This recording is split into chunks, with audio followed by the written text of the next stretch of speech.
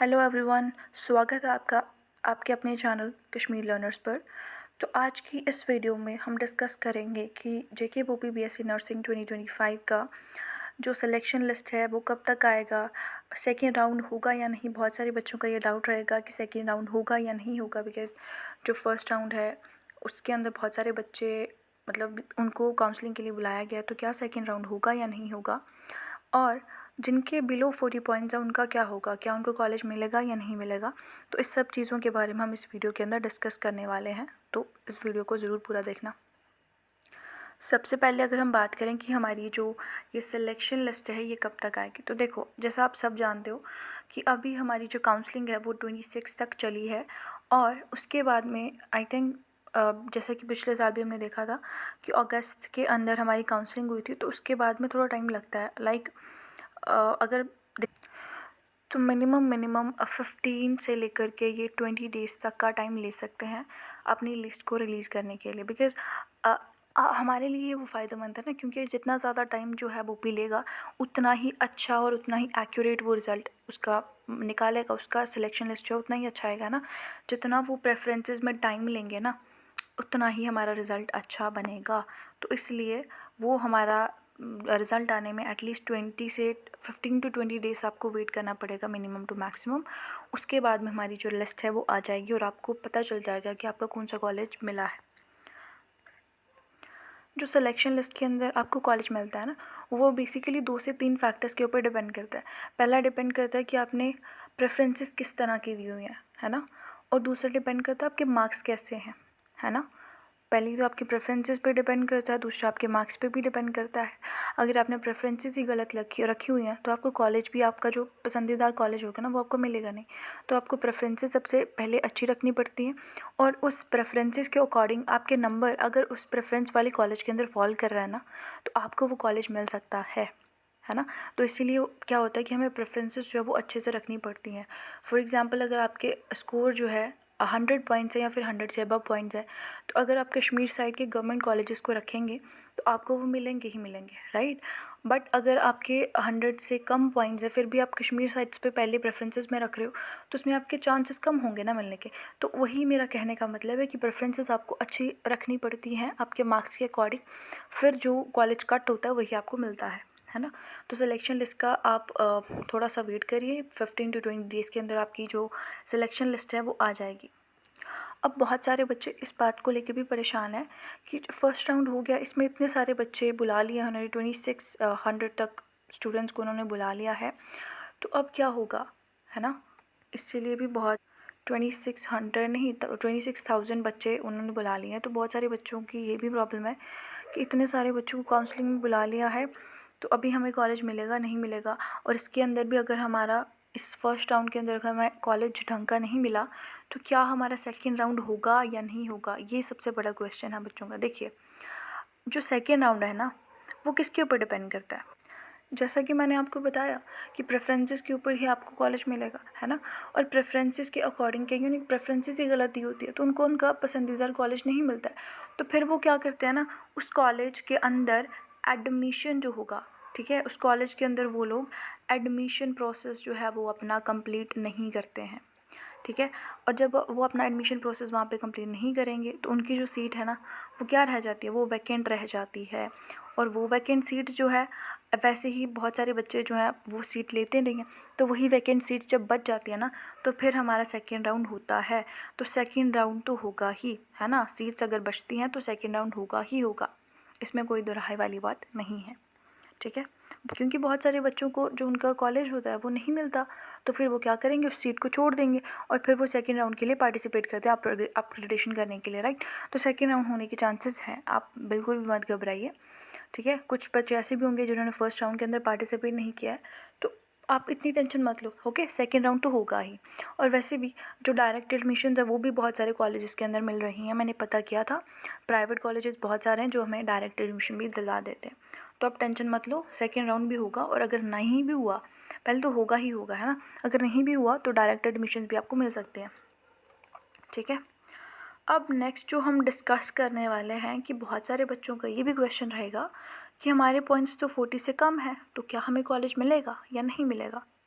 देखिए, कोई भी चीज़ है ना, वो कुछ फैक्टर्स के ऊपर डिपेंड करती है ना, कुछ ना कुछ फैक्टर्स के ऊपर वो चीज़ डिपेंड करती है। अब ये जो है किस फैक्टर के ऊपर डिपेंड करती है। देखो, पहली चीज़ तो पिछले साल हमें पता है, अगर हम एनालिसिस करें ना अच्छे ढंग से, तो पिछले साल जो नीट था ना, उसके अंदर ऑल इंडिया कोटा के थ्रू जो बच्चे हैं वो बहुत कम गए थे। उसकी वजह से क्या हुआ था कि हमारी जो JNK की सीट्स थी ना नीट की, वो फिल हो गई थी सारी की सारी, है ना। और बहुत सारे बच्चे जिन्होंने हाई स्कोर भी किया था, उनको कॉलेज नहीं मिला था, ठीक है। तो उन्होंने क्या किया, उन्होंने दोबारा ड्रॉप लिया, या फिर उन्होंने क्या किया, उन्होंने सेकंड अपना ऑप्शन रखा होता है JK BOP के अंदर, जो भी BSc नर्सिंग होता है एंट्रेंस एग्ज़ाम, वो इसका भी एज ए सेकेंड ऑप्शन लेते हैं, ठीक है। तो जिन बच्चों का पिछले साल नीट में सिलेक्शन नहीं हुआ था, हाई मार्क्स थे उनके, तो उन्होंने क्या किया था, वो JK BOP की BSc नर्सिंग को एज अ मॉक टेस्ट देते हैं। उसके बाद जब उनको सीट अलॉट नहीं होती है तो फिर वो BSc नर्सिंग कर लेते हैं, है ना। तो पिछले साल क्या हुआ था, उसकी वजह से जो कट ऑफ था ना, वो हाई चला गया था। क्यों? क्योंकि जो नीट वाले बच्चे थे वो भी BOP के अंदर बहुत ज़्यादा थे, ठीक है। बट इस बार क्या है, इस बार कट ऑफ इतना हाई नहीं जाने वाला। क्यों? क्योंकि ऑल इंडिया कोटा के थ्रू भी बहुत बच्चे जाएंगे इस बार, है ना। इतने मार्क्स है ही नहीं है बच्चों के, जितना पिछले साल था, इतना कंपटीशन हुआ था, इतना कुछ हुआ था, इस साल है नहीं। तो नीट का भी एक वो हो गया कि ऑल इंडिया कोटा के थ्रू बहुत बच्चे चले जाएंगे। और BOP के अंदर भी फिर जो बच्चे हैं ना, कुछ नीट वाले होंगे जो मॉक टेस्ट की तरह देते हो, तो वो चले जाएंगे, ठीक है। वहाँ से भी बच्चे कम, वहाँ से भी कट ऑफ कम होने के चांसेस है। दूसरा, फिर हमारा कुछ बच्चों ने PM-SSS का भी फॉर्म भरा होता है ना। और PM-SSS की जो काउंसलिंग है वो भी पहले हो जाती है, तो उसकी वजह से जो BSc नर्सिंग है ना, उनको अगर मिल गई होगी, तो वो भी कुछ बच्चे जो हैं वो PM-SSS के थ्रू बाहर चले गए होंगे BSc नर्सिंग करने। वो अभी तक वेट नहीं कर रहे होंगे JK BOP की काउंसलिंग का, ठीक है। फिर कुछ बच्चों ने क्या किया होता है कि स्क्वैश्ड का भी एग्ज़ाम दिया होता है ना, स्क्वैश्ड कश्मीर, स्क्वैश्ड जम्मू, उन्होंने इसका भी एग्ज़ाम दिया होता है। तो कुछ बच्चे उसमें भी चले जाएंगे, हॉर्टिकल्चर में, एग्रीकल्चर में, BVSC के अंदर बहुत सारे बच्चे वहाँ पे भी चले जाते हैं। फिर कुछ बच्चों ने B&D फार्मेसी, उनके भी जो एग्ज़ाम्स होते हैं उनमें भी चले जाते हैं, PM-SSS के थ्रू चले जाएंगे, कुछ BDS में चले जाएंगे PM-SSS के थ्रू। फिर ANM GNM जो होता है, ANM GNM, है ना, उनके अंदर भी बहुत सारे बच्चे चले जाएंगे।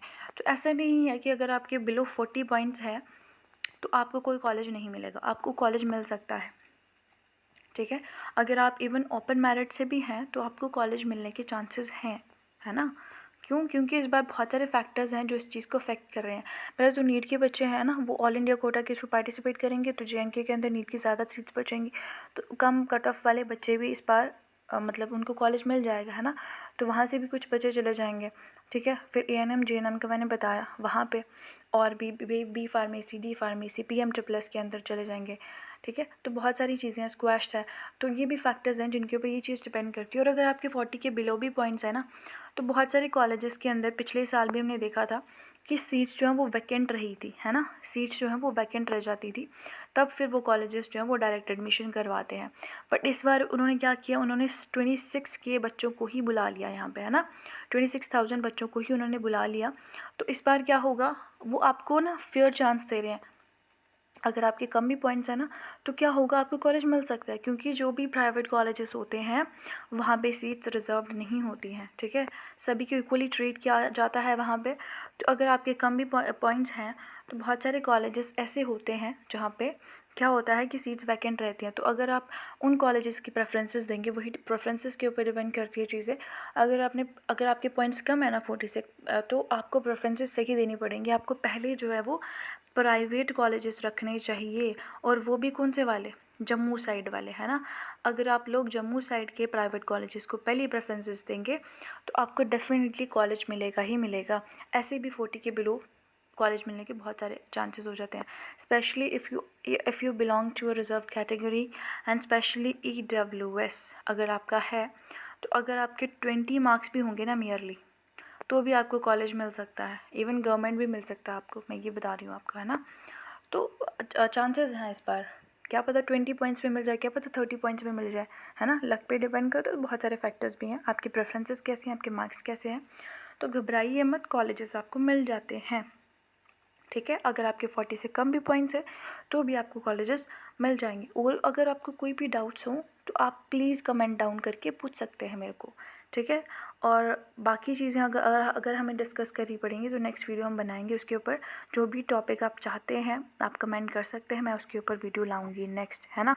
बाकी आपकी सिलेक्शन लिस्ट जो है वो आ जाएगी, है ना, विदिन 20 डेज़ वो हमारी सिलेक्शन लिस्ट आ जाएगी। फिर आपका जो भी कॉलेज होगा वहाँ पे जाके आप एडमिशन करवा लीजिएगा। अगर नहीं है, अगर किसी को अपग्रेड करना है तो सेकेंड राउंड होगा, उसमें आप अपग्रेडेशन भर सकते हैं, ठीक है। और रही बात 40 से कम पॉइंट्स वाले बच्चों की, तो पहला तो ये जो है फर्स्ट राउंड, इसके अंदर ही बहुत सारे बच्चों को मिल जाएगा अगर उन्होंने प्रेफरेंसेस सही रखी होंगी। और जो सीट्स बचेंगी तो सेकेंड राउंड में भी आप पार्टिसिपेट करके जो आपने गलतियाँ की होंगी प्रेफरेंसेस के अंदर, वो आप सेकेंड राउंड के अंदर अपनी करेक्ट करके आप कॉलेज ले सकते हैं एडमिशन, है ना। और कुछ में तो डायरेक्ट एडमिशन भी आपको मिल जाएगा। पैरामेडिकल में भी तो है सीट्स, टेक्नोलॉजी के और कोर्सेज़ के अंदर भी है सीट्स, है ना। वहाँ से भी बहुत सारे बच्चे चले जाएंगे, ज़रूरी थोड़ी हर एक बच्चा BSc नर्सिंग में ही जाए। बहुत सारे कॉलेजेस है, टोटल हमारे पास में 5000 तक सीट्स है ना।